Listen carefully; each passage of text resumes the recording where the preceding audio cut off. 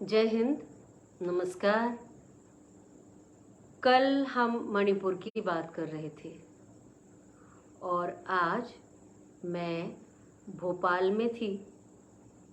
आज करीब 11 बजे भोपाल में भूतपूर्व सैनिक विभाग की एक मीटिंग थी, कॉन्फ्रेंस थी और राज्य स्तरीय ये मीटिंग थी।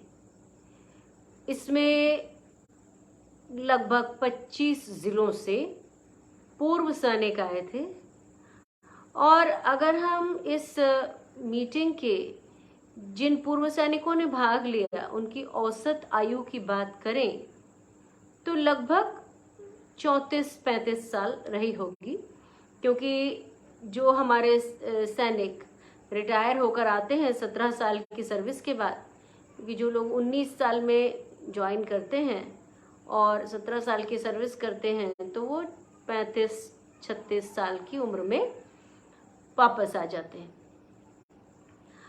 आप सभी लोग जो देख रहे हैं, आप सबका एक बार स्वागत करती हूँ मैं।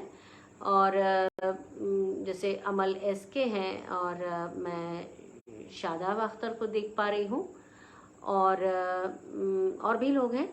तो हम बात कर रहे थे कि आज पूर्व सैनिकों की एक मीटिंग हुई और ये पूर्व सैनिक एक तो सैनिक हैं सेना के और दूसरे अलग अलग जो दूसरी वर्दी वाली सेवाएं होती हैं, जैसे बॉर्डर सिक्योरिटी फोर्स जिसको हम बीएसएफ कहते हैं, और उसके अलावा सीआईएसएफ जो इंडस्ट्रियल सिक्योरिटी फोर्स होती है उसके भी लोग, तो ये सारे लोग वहाँ थे।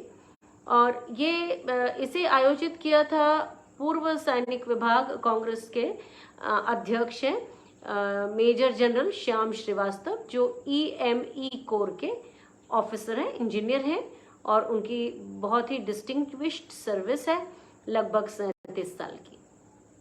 उन्होंने जो एक प्रेजेंटेशन दिखाया और मुझे लगा कि ये बहुत ज़रूरी है, क्योंकि हम लोग तो सब जानते हैं, जो फौज के हैं वो फौज के बारे में बोली गई झूठी सच्ची बातों से वाकिफ होते हैं, लेकिन जब मैंने मेजर जनरल साहब का प्रेजेंटेशन देखा तो मुझे लगा कि ये बातें सिलसिलेवार रूप में लोगों को मालूम होनी चाहिए। अब सिलसिलेवार रूप में कैसे मालूम होना चाहिए? आपको मालूम है कि पठानकोट पर पाकिस्तानी हमला हुआ था और बाद में उरी पर भी आतंकवादियों का हमला हुआ था, स्ट्राइक हुई थी। और उसके बाद नरेंद्र मोदी जी की सरकार ने सेना को जो भेजकर और जो स्ट्राइक करी सेना ने, उसको सर्जिकल स्ट्राइक की तरह फेमस किया। आप जानते हैं सर्जिकल स्ट्राइक नाम कहाँ से उठाया गया है? ये अमेरिका से उठा लिया गया है नाम। पहले भारत की सेना हमेशा छोटी छोटी टुकड़ियों में, देखिए सरहद है तो बहुत सचेत रहना पड़ता है और वो सब हमारे सैनिक सचेत रहते हैं, तभी हम यहाँ चैन की नींद सो पाते हैं। ये आप और हम दर्जनों बार कहते हैं, लेकिन इस बात को आपको समझना होगा कि जब ये सरहदों पर जो हमारे लोग रहते हैं तो छोटी छोटी टुकड़ियाँ जो होती हैं, चाहे वो 10 सैनिकों की टुकड़ी हो या 30 सैनिकों की हो, तो कोई भी प्लान वो एडवांटेज देखकर बनाते हैं तो उन्हें रेड कहते हैं हम, छापा मार, जिसको जो शिवाजी का तरीका होता था, छापा मार युद्ध, जिसके कारण वो अपने खोए हुए राज्य को जीतते थे या नई जगह पर अपना अधिकार जमा पाते थे। तो ऐसे ही छापामारी के इस युद्ध की कला को रेड कहा जाता था आर्मी में पहले, और कईयों बार, मतलब ये आप मान लीजिए कि जब से भारत की सेना का जन्म हुआ है और उसके बाद जब से हिंदुस्तान और पाकिस्तान दो अलग देश बने हैं तब से, और जब हमारी स्थितियां बहुत दोनों देशों के बीच बिगड़ती चली गई तब से छापामार युद्ध होता आया है। और इसी तरह के उरी अटैक के बाद के एक छापामार लड़ाई को, जिसमें सबसे ज़रूरी चीज़ होती है जिसको कहा जाता है सरप्राइज एलिमेंट, तो एक तो बहुत एकदम सधा हुआ उसका प्लान होता है और उसके बाद बहुत ही स्विफ्ट यानी कि तेज गति से उसे इम्प्लीमेंट करना होता है, और ना केवल इम्प्लीमेंट करना होता है, वापस भी उसी तेजी से लौट कर आना होता है। और जब तक शत्रु को पता चले तब तक तो आपके दूसरे काम चालू हो जाते हैं। तो इस तरह की रेड जो होती थी, ऐसी ही एक रेड उरी के बाद, उरी सर्जिकल स्ट्राइक जिसका नाम दिया गया अमेरिका से लेकर, वो की गई। तो सेना ये काम बरसों बरस करती आई है। लेकिन चूंकि सेना के लोग हमारे दिलों के करीब होते हैं, तो अगर कोई हमारे खून में यूं उबाल डाल दे, कहे हमने सर्जिकल स्ट्राइक कर दी, और खूब उसका प्रचार करे। पहले की सरकारें इसका प्रचार नहीं करती थी, क्योंकि इसका जब प्रचार करते हैं तो बाकी जो दूसरे देश होते हैं, क्योंकि हम डायरेक्ट, जब तक हम वॉर के स्टेज पे ना हो, बहुत समझदारी की बात है, समझिएगा, क्योंकि ये दो राष्ट्रों के बीच की बात होती है। आप अपना वॉर घोषित करेंगे तो यूक्रेन और रशिया की तरह लंबी कहानी चलती जाएगी, और दोनों देश के नागरिक भी परेशान होंगे, और वो एक अंतहीनता की ओर चला जाएगा। लोग जरूर कहते हैं कि मोदी जी ने यूक्रेन का वॉर रुकवा दिया, मणिपुर में जो हिंसा चल रही है उसे नहीं रुकवा पा रहे हैं उन्होंने। तो असल बात यह है कि इस तरह के जो भी हम घटनाएं, हम जो भी एक्शन करते हैं, उनको बहुत ज़्यादा बोस्ट नहीं करना चाहिए, उसके बारे में बहुत ज़्यादा बताना नहीं चाहिए। ये सामरिक रूप से ठीक नहीं होता है। ये नई नई आदतें आजकल हो गई हैं कि अपनी कोई भी कार्यवाही करने के बाद और उसका हल्ला मचाना, जबकि तो जो मैं ये बता रही थी कि मेजर जनरल श्याम श्रीवास्तव ने वही बताया कि देखिए, हमारे दिलों को भावुक करके और उसको सर्जिकल स्ट्राइक का नाम दे दिया जो हम करते आए थे। एक तो ये बात, दूसरी बात हम कर रहे थे पुलवामा स्ट्राइक के ऊपर, जिसके बारे में सत्यपाल मलिक जी ने कहा कि जहाज मांगा गया था लेकिन सरकार ने नहीं दिया, और एक ऐसी जगह में जहां परिंदा भी पर नहीं मार सकता, जहां लगातार रोड को क्लीन करने की, सैनिटाइज करने की ड्रिल होती है, वहां पर 200-300 किलो RDX का आ जाना और एक इतना बड़ा विस्फोट हो जाना। तो इस बारे में भी बात की। एक और खास बात, और ये आप सबको बहुत ध्यान से समझना है और आगे भी पहुंचाना है, वो बात ये कि जब सर्जिकल स्ट्राइक हुई तो भारतीय वायुसेना के वायुसेना अध्यक्ष, यानी कि मैं जिस सेना से आती हूँ उस सेना के अध्यक्ष ने ये कहा कि हमने दिए गए टारगेट को ध्वस्त कर दिया है। उन्होंने ये नहीं कहा कि हमने इतने लोगों को मार डाला या इतने लोग नष्ट हो गए।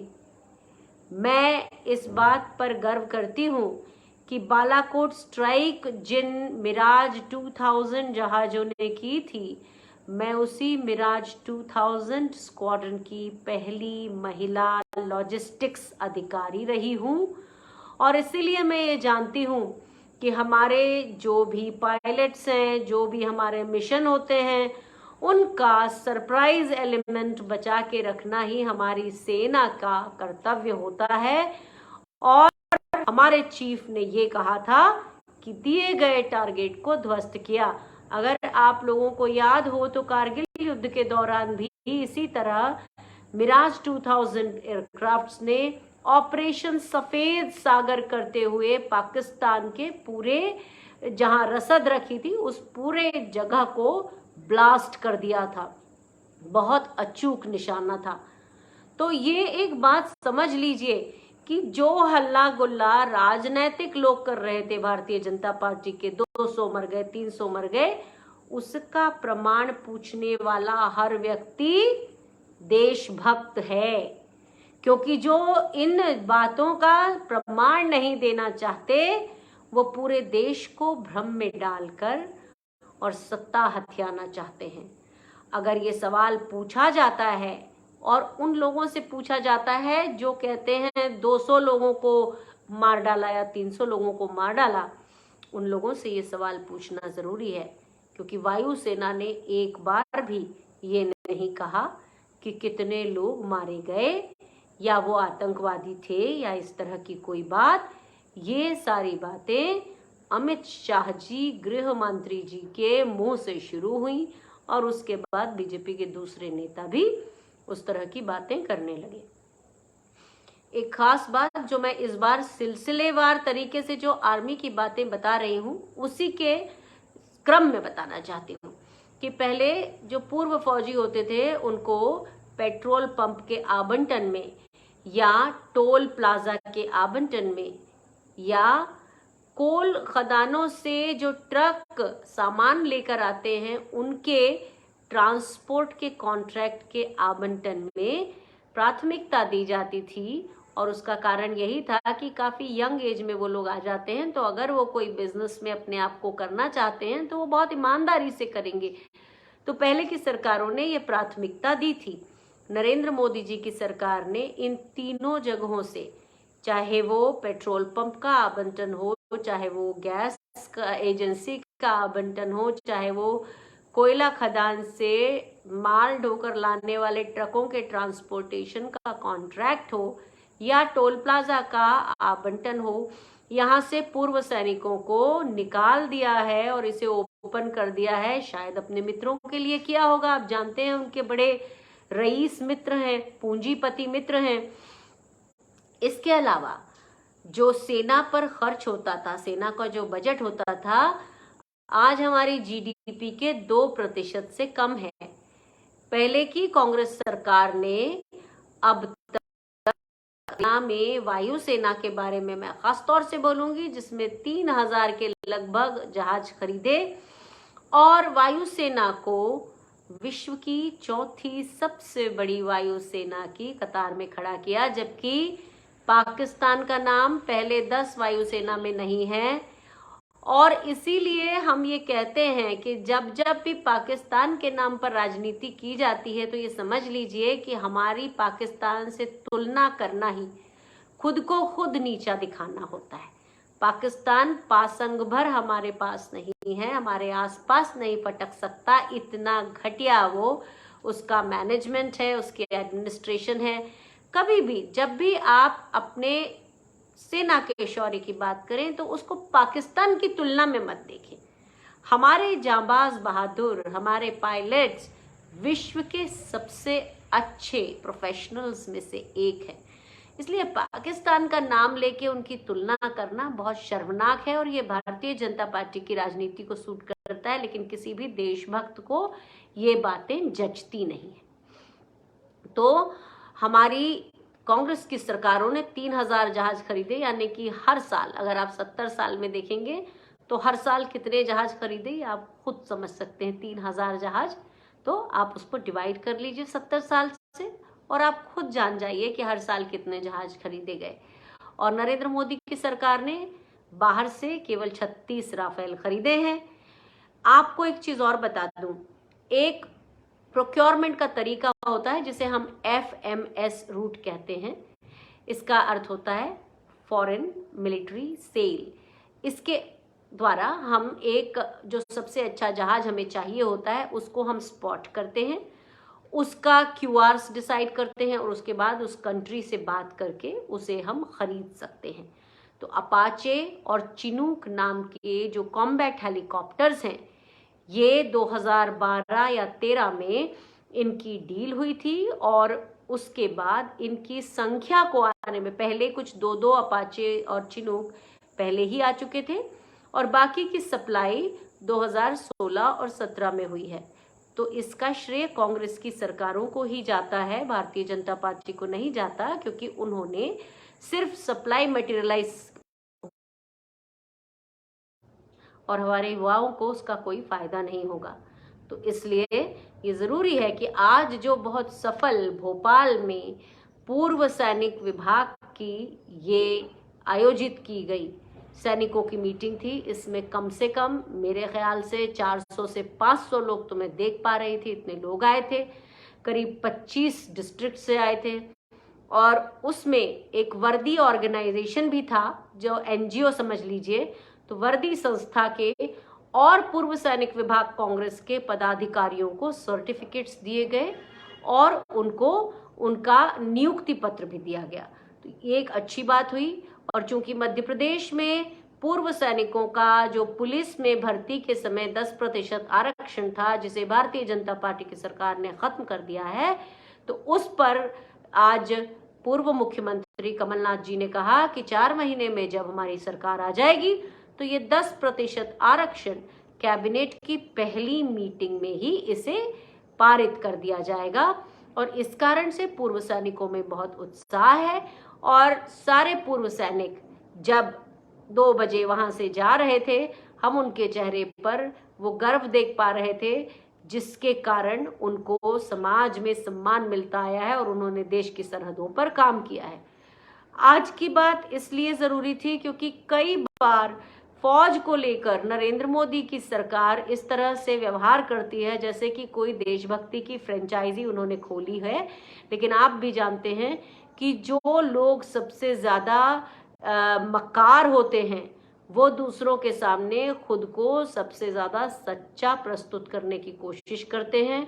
और वही आप जान लें कि कांग्रेस की सरकारें जो हर 10 साल में सेनाओं को पे कमीशन देती थी और उसके बाद हर साल में 2 बार डीए बढ़ाती थी, उसके अलावा भी कैंटीन की सुविधाएं अच्छे से देती थी, यहाँ नरेंद्र मोदी की सरकार ने लगातार रैशनिंग करते करते और OROP देने का झूठ बोलते हुए सत्ता कब्जाई है।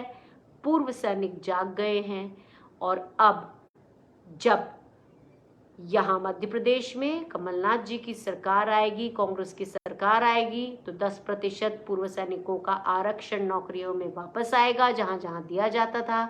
और केंद्र में जब कांग्रेस की सरकार आएगी तो निश्चिंत रहिएगा, अग्निपथ जैसी घटिया स्कीम भी वापस की जाएगी, क्योंकि हम अपनी सेनाओं के साथ इस तरह का धोखा नहीं कर सकते। हम अपनी सेनाओं को कमजोर नहीं बना सकते। हम अपनी सेनाओं के जो सिद्धांत हैं उनको वीक नहीं कर सकते। आप मेरी बात समझ रहे हैं तो इंटरनेट पर देखिए कि किस तरह से कांग्रेस की सरकारों ने 3000 से ज्यादा जहाज खरीदकर देश की, विश्व की सबसे बड़ी 4थे नंबर की वायुसेना इंडियन एयरफोर्स को बनाया था। और जब आप ये जान लेंगे तो धीरे धीरे आपकी आंखों के सामने से वो सारी बातें साफ होती जाएंगी कि नरेंद्र मोदी जी की सरकार ने सेना को मजबूत नहीं किया, उन्होंने एक मजबूत सेना को धीरे धीरे कमजोर करने का काम किया है। और ये भारत की अखंडता के लिए और सॉवरेनिटी के लिए किसी भी तरह से हितकारी नहीं है। आपने मेरी बात सुनी, आप सभी को मैं धन्यवाद करती हूँ। वेंकटेश्वर राव जी का धन्यवाद करती हूँ, सकरवाल जी का धन्यवाद करती हूँ, लीलाराम जी का, कोरी जी का धन्यवाद करती हूँ। और आप सबसे दोबारा भी जुड़ेंगे, हम लोग लगभग नियमित रूप से जुड़ते रहेंगे और बहुत सी ऐसी बातें जो हमारे गांव कस्बों तक नहीं पहुंचती वो आपकी जिम्मेदारी होगी कि इस वीडियो को लोगों को दिखाइए और उन्हें बताइए, और साथ साथ में इंटरनेट से जो मैं कह रही हूं उन सारी बातों की सच्चाइयां भी बताइए, क्योंकि सच ही चमकता है। Thank you. आप सभी का बहुत बहुत आभार। जय हिंद, जय भारत, जय मध्य प्रदेश।